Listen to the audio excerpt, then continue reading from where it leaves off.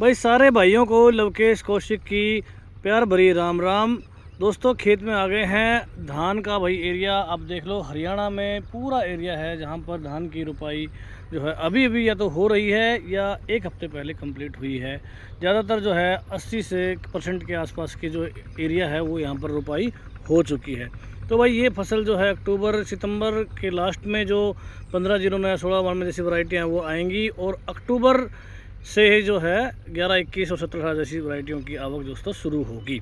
इस समय जो आवक चल रही है वो चल रही है साठी धान 1509 16 1847 नूरी और एक और ब्रांड है जिसका नाम मुझे अभी ठीक से याद नहीं आ रहा है। तो ये सब वैरायटियां हैं जिनका यहाँ पर इस समय आवक, जिसको साठी बोल दो या फिर गर्मी का धान बोल दो, उसकी आवक सुपर 52 जिसकी मैं बात कर रहा था वो वैरायटी जिसकी आवक इस समय चल रही है। भाव की बात कर लें भाई तो 4200 का भाव अगर मैं बात करूं पिछले 10 दिन पहले के आसपास आया था। हमने वीडियो भी बनाया था और आप सभी को जो है गाइड किया था कि भाई देखो यहाँ पर भाव अच्छा है। 1509 साठी को देखते हुए बहुत तगड़े भाव हैं और यहाँ पर आप माल जो है निकाल कर चलें, थोड़ा थोड़ा माल निकाल कर चलें। ओवरऑल धान की पिक्चर जो है वो कमज़ोर नहीं है, लंबे समय में कमज़ोरी नहीं दिखती, लेकिन क्योंकि भाव बहुत अच्छा आ गया है और आपका जो 1 एकड़ है वो 1 लाख रुपए के आसपास आपको पड़ेगा। अगर आपको 4000 या 3900 4000 के आसपास के भाव भी मिलते हैं तो अच्छा भाव था, अच्छा रिटर्न था,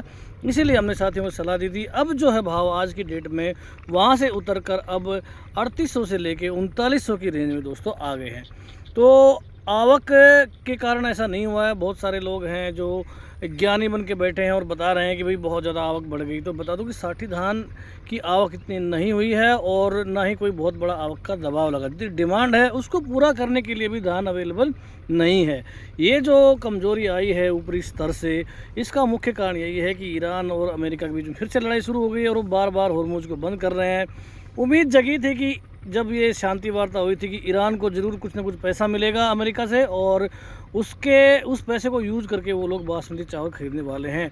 ये ऐसा रुझान बना था, इसकी हमने बात भी की थी, चर्चा भी की थी और उसी के कारण जो 17-18 से 8,000 के आसपास घूम रहा था वहाँ से बढ़ के चावल की मैं बात कर रहा हूँ 9150 तक हो गया था। लेकिन अब फिर से मामला बिगड़ा है तो इसलिए वहाँ से फिर से बाज़ार ने टर्न लिया है और 8600 के आसपास के भाव अगर मैं ग्रेड A+ की बात करूँ उसमें चल रहे हैं। और 11-21 की अगर बात करें तो स्टीम क्वालिटी में 10,500 की रेंज आ गई थी और वहाँ से फिर से अब 9600 के आसपास की स्टीम A+ में दोस्तों भाव 11-21 के चल रहे हैं। और बाकी 1401 का भी जो कि 10,500 10,000 के ऊपर चला गया था, फिर से यही 95 के 100 के आसपास अभी स्टीम क्वालिटी में दोस्तों चावल बिक रहा है। तो कहने का मतलब ये है कि चावल वहाँ से लगभग 700-800 रुपये डाउन हुआ है और धान जो कि साठी इस समय आ रहा है तो उसका भी जो है आधा, जैसे कि हम आमतौर पर बताते हैं कि आधा इफेक्ट पड़ता है, तो लगभग 300-400 रुपये के करीब जो है गिरावट धान में हुई है। आगे की पिक्चर में बता दूं दोस्तों कमज़ोरी बाज़ार में बिल्कुल नहीं है। जो साथी होल्ड करना चाहें वो कर सकते हैं, लेकिन अभी भी 3800 का भाव ठीक है अगर आपको ज़्यादा रिस्क नहीं लेना है, क्योंकि लड़ाई का पता नहीं है। अगर मैं बोलूँ कि लड़ाई बहुत जल्दी रुक जाएगी तो हालांकि चांसेस रुकने के ज़्यादा हैं, मैं अभी भी यही कहूँगा, क्योंकि ऐसा आमतौर पर होता है, एक बार लड़ाई होती है फिर शांति होती है, फिर थोड़ा सा सीज फायर का उल्लंघन होता है, फिर शांति होती है। ऐसे करते करते धीरे धीरे जो है मामला एकदम से कोई भी लड़ाई ख़त्म नहीं होती है। ऐसा हमने देखा, क्योंकि मैं भी मिलिट्री में था और मैंने देखा है कि किस तरह से लड़ाइयाँ चलती हैं और किस तरह से ख़त्म होती हैं। तो भाइयों आपको बता दें कि धीरे धीरे मामला शांत होगा और अगस्त आते आते मुझे लगता है कि धान का बाज़ार या चावल का बाज़ार अपने पीक रेट पर हो सकता है। 11-21 चावल में हमने टॉप क्वालिटी में जो टारगेट माना था वो 12,000 का है, 10,500 की रेंज आ गई थी, लेकिन वहाँ से फिर से ही थोड़ा सा जो लड़ाई झगड़ा शुरू हुआ उसके चक्कर में थोड़ा सा नीचे आ गया है।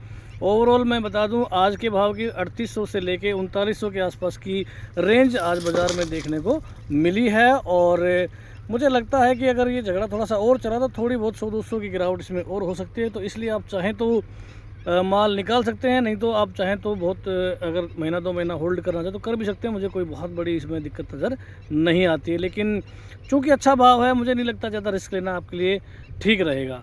और मैं बताना चाहता हूँ कि हमारे इलाके में इस बार बहुत ज़्यादा परिवर्तन हुए हैं। बहुत सारे पहले 100% रोपाई होती थी, लेकिन इस बार जो है कम से कम 10-20% हैं जो कि DSR से बुआई की गई है धान की। तो कैसा रिज़ल्ट निकलता है, आपने किस तरह से आप अपना धान बोया है, तो मैं जानना चाहूँगा। तो दोस्तों ज़रूर शेयर करें हमारे साथ, आपने अगर धान बेचा तो किस भाव में बेचा है, कौन सी मंडी आपकी लगती है, कौन सी वैरायटी आपने इस बार लगाई है, और आगे आप क्या सोचते हैं कि इस बार धान का मैक्सिमम भाव क्या जा सकता है। हमें लगता है कि 5,000 से ऊपर के भाव आपको 11-21 में और 4800 के ऊपर के भाव आपको 17-18 में और ज़रूर से ज़रूर मिलने वाले हैं। धन्यवाद।